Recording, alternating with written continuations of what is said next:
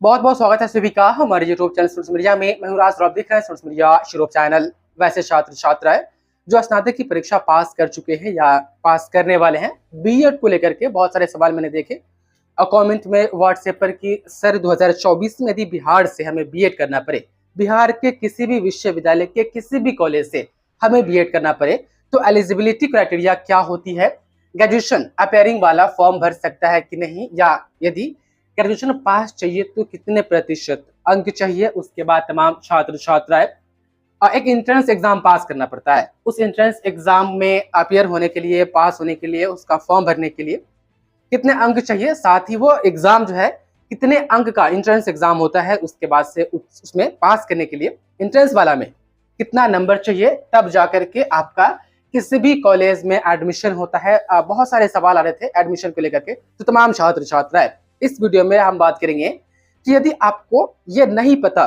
थोड़ा भी नहीं पता आप बिहार के हैं या बिहार से बाहर के हैं, अगर ये आपको नहीं पता कि बिहार से बीएड करना हो तो क्या प्रोसेस है, शुरू से लेकर के ग्रेजुएशन पास करने के बाद से लेकर के बीएड किसी भी कॉलेज में एडमिशन करवाने तक का क्या प्रोसेस होता है, आप इस वीडियो में पूरा जानेंगे। और आप यदि कहते हैं कि ठीक है ये प्रोसेस तो हम जान लिए, उसके बाद बात यदि खर्च की आती है कि कितना पैसा लगता है इस कोर्स को करने में, बीएड करने में, आप हमें बताएं तो कमेंट में आप हमें और कमेंट करें कि एक वीडियो ऐसी बननी चाहिए जो पूरा शुरू से लेकर के यहाँ से लेकर के यहाँ तक ये पूरा प्रोसेस है, इसमें कितना खर्चा लग जाता है, उसके बाद बीएड का कोर्स फी कितना है और बीएड करते करते तक कितना पैसा हमें टोटल खर्च लग जाता है, इस पर एक सेपरेट वीडियो बनाई जाए तो हम नेक्स्ट वीडियो में उसको हम बताएंगे।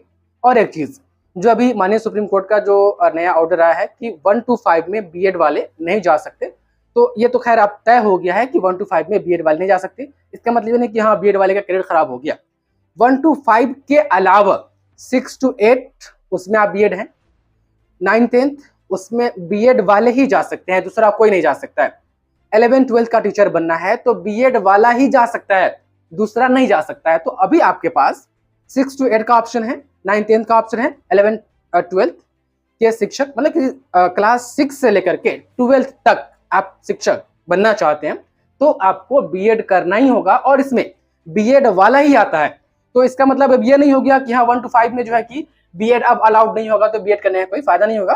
तो इस सब चीजों से आप बचे। चलिए हम शुरू करते हैं कि एलिजिबिलिटी क्राइटेरिया क्या होती है। सबसे पहले स्नातक पास होना जरूरी होता है। आप देखेंगे तो किसी भी मान्यता प्राप्त विश्वविद्यालय से, यह जरूरी नहीं है कि बिहार के, कहीं से भी जो यूजीसी से अप्रूव हो यूनिवर्सिटी, वहां से आपका स्नातक ग्रेजुएशन कंप्लीट होना चाहिए, अपेयरिंग नहीं, कंप्लीट होना चाहिए। और उसमें भी एक कंडीशन है कि जो छात्र छात्रा जनरल कैटेगरी से है, जनरल से है, उनके लिए 50% अंक चाहिए स्नातक में, और सिर्फ 800 में से नहीं, 1500 में से पार्ट 1 पार्ट 2 पार्ट 3 मिला करके सब्सिडरी प्लस एमआईएल प्लस आपको ऑनर्स प्लस जीएस मिला करके 1500 में से आपको 50% अंक चाहिए। किनको?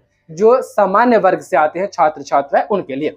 उनके अलावा बाकी एससी एसटी ओबीसी या हैंडीकैप आप देख पा रहे हैं, उन सभी के लिए स्नातक में 45% अंक चाहिए। आप यहाँ पर ध्यान से देखिए। तो ये आपका एलिजिबिलिटी क्राइटेरिया है। स्नातक अपेयरिंग वाले छात्र एलिजिबल नहीं माने जाते हैं।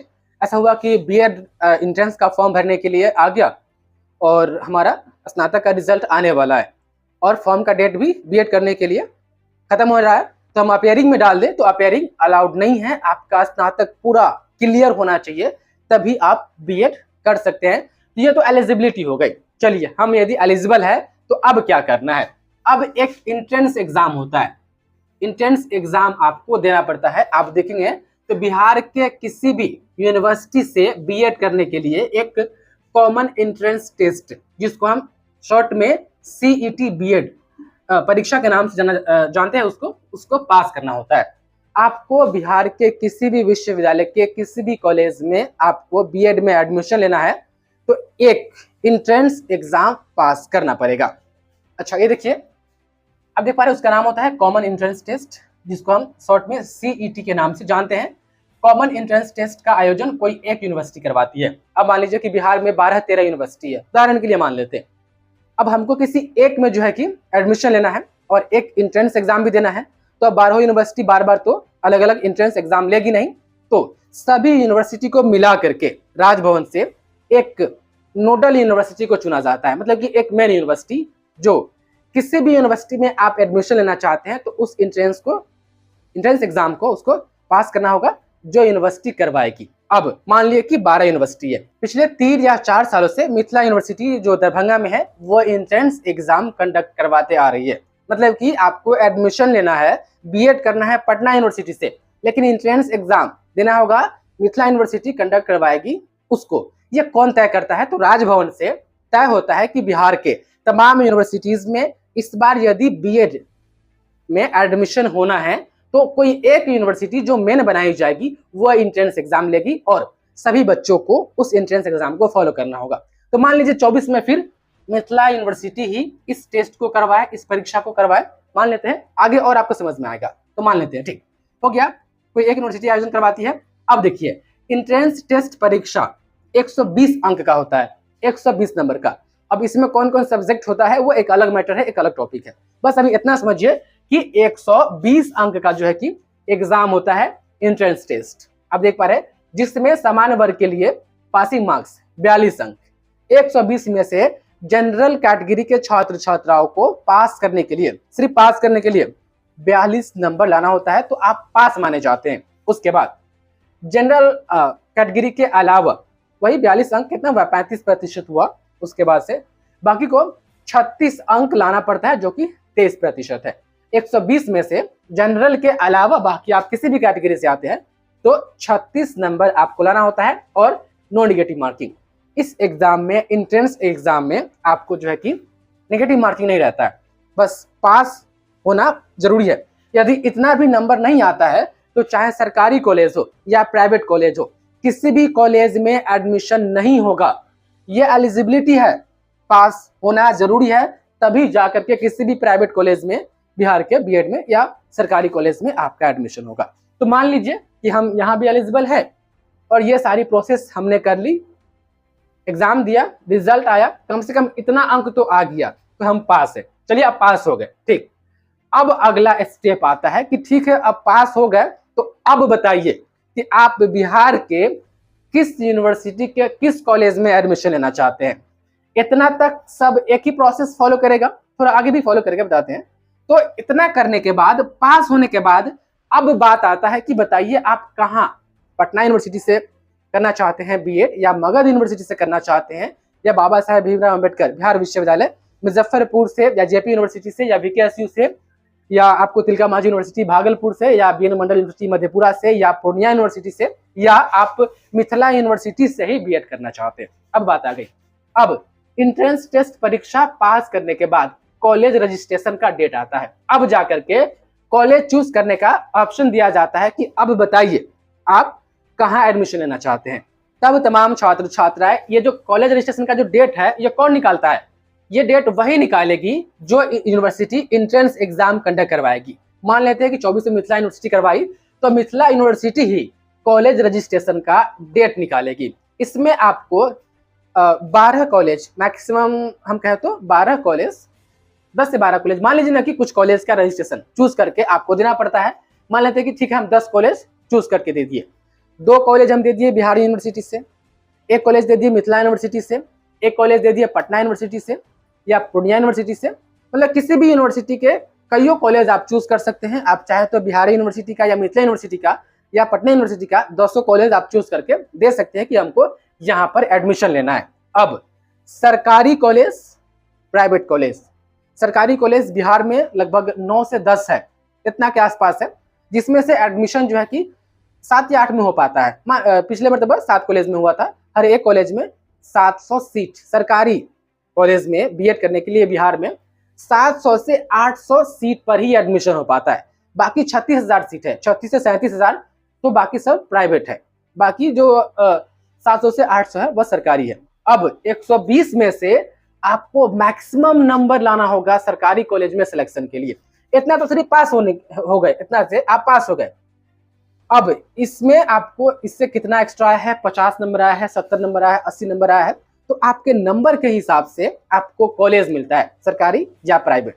तो आप कॉलेज रजिस्ट्रेशन करके दे देते हैं, इसमें भी फी लगता है, फी का हम बात करेंगे अगले वीडियो में। तो कॉलेज रजिस्ट्रेशन करके आप 10 कॉलेज का नाम चूज करके मिथिला यूनिवर्सिटी को दे दिए कि भाई हम इस 10 में से किसी एक में हम लेना चाहते हैं। आपने कहा था कॉलेज चूज कीजिए, हम चूज करके दे दिए। उसके बाद कॉलेज रजिस्ट्रेशन हो गया, उसके बाद मेरिट लिस्ट निकलता है, आपके नंबर के अकॉर्डिंग आपको कॉलेज चूज करके दिया जाता है। तो रजिस्ट्रेशन के बाद, रजिस्ट्रेशन प्रक्रिया समाप्त होने के बाद मेरिट लिस्ट जारी किया जाता है। इसके बाद एडमिशन की प्रक्रिया शुरू होती है। तो मान लीजिए मेरिट लिस्ट निकल गया, आपने दिया था पटना यूनिवर्सिटी का पहले ही सबसे पहले ऊपर दिया था और आपका एंट्रेंस में अच्छा नंबर आया, पटना यूनिवर्सिटी आपको मिल गया, उसका एक कॉलेज मिल गया, तो मेरिट लिस्ट में नाम आ गया। तो फिर अब उस कॉलेज में जाइए, अब वहां पर एडमिशन लीजिए। अब पटना यूनिवर्सिटी और उस कॉलेज से आपको लेना देना रहेगा। जो यूनिवर्सिटी एंट्रेंस एग्जाम कंडक्ट करवाएगी उससे कोई लेना देना नहीं रहेगा। यूनिवर्सिटी जो एंट्रेंस एग्जाम कंडक्ट करवाती है, इनसे हमारा वास्ता कहां से कहां तक रहता है। तो एंट्रेंस एग्जाम के लिए ऑनलाइन करने से लेकर मेरिट लिस्ट में सिलेक्शन होने तक हमें कौन यूनिवर्सिटी को फॉलो करना पड़ता है? जो यूनिवर्सिटी एंट्रेंस एग्जाम कंडक्ट करवाती है।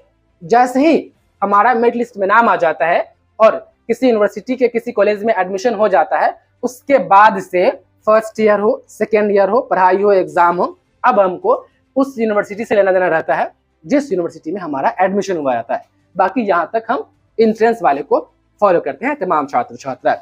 अब हुआ कि फर्स्ट लिस्ट में मेरा नाम नहीं आया, मान लेते हैं कि हम 5 कॉलेज ऊपर दे दिए सरकारी कॉलेज का और नंबर हमारा अच्छा नहीं है, पास तो है पर अच्छा नहीं है, तो फर्स्ट लिस्ट में हमारा नाम नहीं आया। तो नाम नहीं आया तो एडमिशन नहीं होगा। उसके बाद फर्स्ट लिस्ट में जब नाम आ जाता है तो उसका एक डेट दिया जाता है। कैसे ग्रेजुएशन में होता है कि मेरिट लिस्ट में नाम आ गया तो जिसका प्रथम लिस्ट में नाम आया है उसका यहाँ से लेकर मतलब इस डेट से लेकर के इस डेट तक एडमिशन होगा। ये एडमिशन की प्रक्रिया समाप्त हो जाएगी तो फिर सेकेंड लिस्ट आएगी। फिर हुआ कि चलो सेकेंड लिस्ट वाला भी एडमिशन हो गया तो फिर थर्ड लिस्ट आया, थर्ड लिस्ट भी हो गया तो बाद में यदि सीट बचा तो स्पॉट एडमिशन हुआ। तो बीएड में भी बिल्कुल ऐसा ही होता है कि यदि आप एंट्रेंस एग्जाम के लिए कॉलेज चूज करके देते हैं और आपका फर्स्ट लिस्ट में नाम यदि आ गया तो एडमिशन हो गया, ठीक है। यदि नहीं आया तो हम सेकंड का इंतजार करते हैं, सेकंड लिस्ट में आया यदि एडमिशन हो गया तो ठीक है, नहीं आया फिर हम थर्ड का इंतजार करते हैं, यदि थर्ड में भी नहीं आया तो फिर लास्ट में ये होता है कि चलो किसी प्राइवेट कॉलेज में एडमिशन ले लेते हैं, आपको कौन स्पॉट एडमिशन। लेकिन एडमिशन चाहे सरकारी में हो या प्राइवेट में हो, आपको यहाँ पर पास होना जरूरी है। यदि कोई मीडिएटर, कोई ब्रोकर आपसे ये कहता है बिहार में बीएड के लिए कि आप एंट्रेंस एग्जाम में फेल है फिर भी हम आपका एडमिशन करवा देंगे, तो जुगाड़ लगा के एडमिशन तो करवा देगा लेकिन आपके लिए ये बड़ी मुसीबत हो जाएगी। तो इस चक्कर में आप लोग ना पड़ेंगे, एंट्रेंस एग्जाम देंगे, क्वालिफाई होंगे, पास होंगे, तभी आप एडमिशन के लिए आप आगे कदम बढ़ाएंगे, वरना आप छोड़ देंगे। और इतना भी हाई लेवल का क्वेश्चन नहीं पूछा जाता है एंट्रेंस में कि आप लोग पास नहीं करेंगे, बेसिक चीज होती है।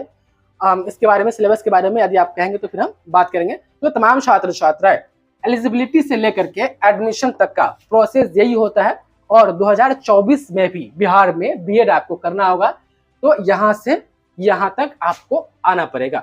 आप बिहार से हैं या आउट ऑफ बिहार से हैं, कहीं से भी है और आप यहाँ एडमिशन आकर के लेना चाहते हैं तो आपको ये सारा प्रोसेस से गुजरना पड़ेगा। उम्मीद है कि अब आपको समझ में आ गया होगा कि बिहार में बीएड करना हो तो क्या प्रोसेस होता है, एलिजिबिलिटी क्या होती है और कैसे एक यूनिवर्सिटी एंट्रेंस एग्जाम लेती है और कैसे एंट्रेंस एग्जाम पास करने के बाद तब हम जिस यूनिवर्सिटी के जिस कॉलेज में एडमिशन लेना चाहते हैं वहां पर हम कॉलेज रजिस्ट्रेशन करते हैं, फिर हमारा उस कॉलेज में नाम आता है, तब जाकर के हमारा एडमिशन होता है और ये पूरा प्रोसेस है। तमाम छात्र छात्राएं, उम्मीद है कि ये जो जानकारी आपको दी गई है आपको समझ में आया होगा, पसंद आया होगा और एडमिशन को लेकर के अब कोई कंफ्यूजन नहीं होगा। कैसा लगा वीडियो हमें कमेंट में जरूर बताएं। बहुत बहुत धन्यवाद आपका इस वीडियो को देखने के लिए।